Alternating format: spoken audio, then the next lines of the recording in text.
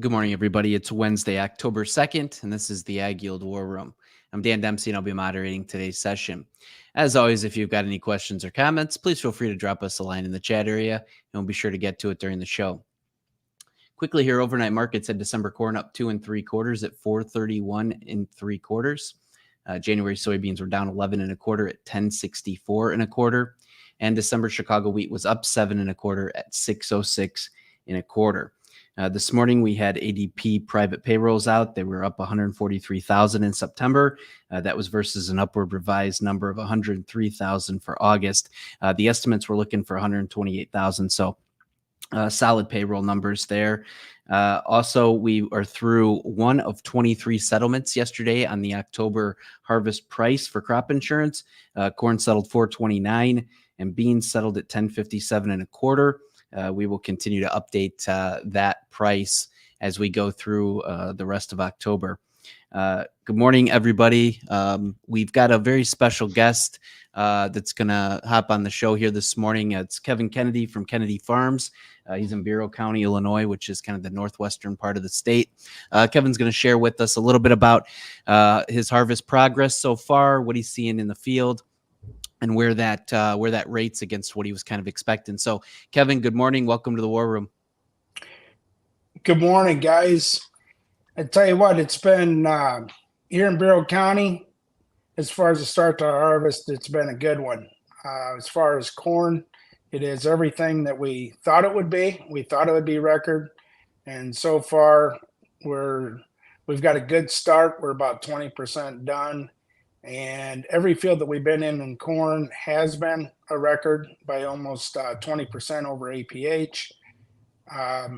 Beans have been good. They've been real good, but percentage-wise, they have not been as good as what corn has been. They've been a little bit more variable, although, they're still really good yields. We're seeing a lot of we're able to get a lot done because without any rain in the forecast, we can make a plan and we just go day after day. So from a harvest standpoint, it's been a fun one. You just make a plan and you go execute it. So, yeah, Kevin, what we talked a little bit before the show. What do you think? What do you think the reasons are that beans are underperforming corn in the area? Well, and you guys, you've alluded to this on your show quite a little, and Justin, you've talked about this dry weather, and Dustin has too. I think, especially in the beans, our early to mid Group 2 beans, they are outperforming our 3-4s by quite a little. Our 3-4s are good yield, but a lot of them are, just in the 70s. They're not the 80 and 90 bushel yields that we heard about or saw in early Group 2s. I had a couple of my peers that have really early Group 2s, and they hit it out of the park. They were 90 bushel plus. I think the lack of rainfall has really, trimmed the yields on the fuller season beans. Sure.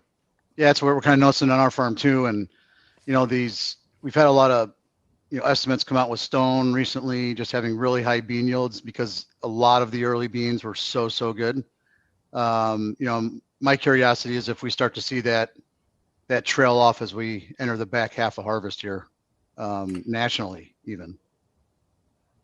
Well, and that's, I think on our farm, in our scenario, that's exactly what we are seeing. We've done enough beans now to know that our fuller season beans, they're not going to be what our early ones were. Here again, it's a good yield. I'm not going to complain about it, but it's not what I thought. On the corn side of things, even I think our fuller season later planted fuller season corn is not going to yield as well as the earlier maturing varieties because of the very same reason. There was one farm in particular that we opened up. It had a 110-day corn. That number averaged just a couple bushel under 300. And there's a fuller season 117-day corn in there as well. And it was over 20 bushel an acre behind. So, I hope that's not a trend overall, but from what we saw in our yield checks and everything else, it was a concern of ours. Now, who's going to complain if it's 10% over APH versus 20% over APH? Okay, you're still an incredibly strong yield. The other thing that we're finding out is, in my 34 years of production, I have never seen corn dry any faster than what it's dried this year. There's been a couple fields we opened up in the last couple of days that literally we lost between 1.25 and 1.5 of moisture per day. So, Wow. yeah, a lot of our corn is now under 19%. And for this time of year, that's really unheard of for us. We're normally chugging 24 to 25% corn through a dryer yet. Right. Yeah, so it looks like the forecast is pretty good. So I assume we're gonna just go as hard as we can at this stage. Try to look at the positive and get it done quick. Well, I think the growers, every grower is going to have a decision to make here on what his pain tolerance is going to be, especially in beans. Are you going to go out and do 8.5 or 9% beans and take the shrink in the yield loss? Or are you going to risk it and wait, slow your harvest down to work at night or work in the mornings to have higher moisture beans and possibly get caught and not have them done when the weather turns? Because we all realize and know, if you've been in this game long enough, when you get a stretch of weather like this, normally when the weather does turn, it turns and the window of opportunity is over, especially in beans. The other thing I want to bring up, flopping back to corn, is we're seeing a large amount of tar spot late season coming back into our corn. And this is even where we sprayed about 400 acres twice with the fungicide. And now we're seeing tar spot, even after the second application of fungicide, is coming into corn. So I think if you look at anybody that's going to leave corn in the field to the end of this month or into November, you're going to run the risk of just having pretty significant yield loss, because the amount of tar spot that's out here is going to affect standability. And with a record amount of grain to be harvested, I think that there's a genuine concern that with the long lines and everything, we're going to be slower than normal. And when we get done, we're going to have greater impact from yield loss locally from tar spot. Right. No, I appreciate all that, Kevin. Luckily we've, getting good yields and a rally. So it's been certainly a better position than most of us were sitting 45 days ago. That's for sure. Yes. So. Have a chance to make money. Yeah, it's always nice. it's definitely a perk, right, to farming, to make money. So, got to once in a while. That's right. Yeah, that's right. No, that's good. Anything else for Kevin here this morning, guys, before we let him at it? All right. No, Kevin, thank you very much for taking the time this morning. Be safe out there. We know it's dry. We know the wind's blowing. So you guys take it easy. Be safe. We'll certainly be checking back with you. And as always, man, always welcome to come back on the War Room. We enjoyed having you here this morning. Thank you for the opportunity. Have a great day, guys.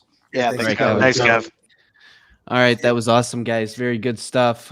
We've got a little time here before the open, guys. Justin, I know there were some interesting things developing in the products, the meal and the oil markets. A story out this morning out of the EU. So maybe if you want to touch on that a little bit, and then we'll throw it around the room. Yeah, so I've been like kind of a crazy person talking meal and oil for 2 years now, and so take this with a grain of salt. But meals.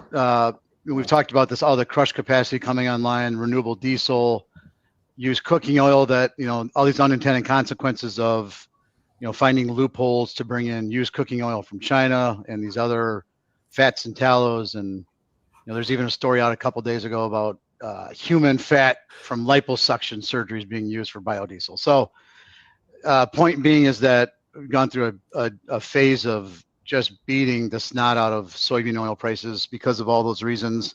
Took oil share back to really low levels. Now we're at the point where not only is soybean oil one of the cheapest in the world, it's below palm oil. So now it's back to these, even we've discounted soybean oil. So I think the tides have been changing. There's a lot more press on, blocking these used cooking oil imports, changing that, to get these subsidies, which would make sense since we're the ones paying for them, only goes towards U.S. Produced feedstock. So I think there's some positives here. What we're talking about overnight is, story of, the EU had a deforestation policy that was supposed to kick in starting on December 30th. And they basically punted it a year. And what that would have required is that all palm oil, soy, beef, and coffee products sold to the EU prove that the supply chain did not contribute to forest destruction. So, I wasn't really following this story much, to be honest with you. This morning, meal's down $14, beans are down 11, oil's up 100. So somebody was, and there were 17,000 contracts of new open interest put in meal.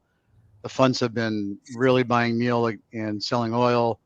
It's been one of the only products on the grain complex that have stayed long, even when they were record short other products. So it could be, it could be a turning in that. Beans have acted kind of weak the last few days, despite, I think, kind of corn strength, wheat strength, even yesterday meal strength. So maybe the meal and bean, maybe they've run their course for a bit. We'll see. That'd be my only one comment there. We've had a tremendous rally in both meal and beans, going into right into the face of harvest and good yields. As we talked about with Kevin, like maybe we see some yields trail off. I don't think we're going to be incredibly far from our numbers. Maybe a bushel or so here and there, but I think that's a story to kind of watch here going forward.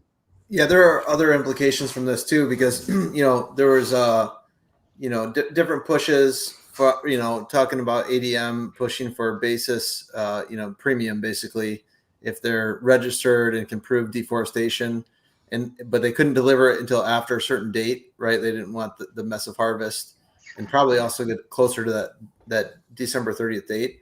They really didn't know what kind of premiums they're going to get, but they kind of offered some premiums to different farmers that signed up for it. So curious to see how that might change a bit here. That's a good point. It might actually have a kind of a big impact on how fast things flow, because like if that premium is going away because they can't get the premium, perhaps there will be a quicker move on beans earlier. So that's a good point. And, a lot along the Illinois Mississippi River system, a lot of commercials have had, I think we even got notice that, from one of our buyers that, basically you have to fill out this form and, this is the only kind of beans we're going to take, basically, just because you either kind of had to commit. So yeah, I didn't even think about that part yet this morning, Dustin, but that's a really good point. We have a lot of clients along that river system that have been prepped by their commercials. So it will be really curious in the next week or so how that all changes. Right. And just thinking deforestation, like, the U.S. is probably a bigger market for being able to actually prove that right away. Yeah, right? Absolutely. It's kind of a anti-U.S. Meal export situation, I think. So. Yep. Very good, Ben. A couple of hot thoughts here this morning. What's on your mind?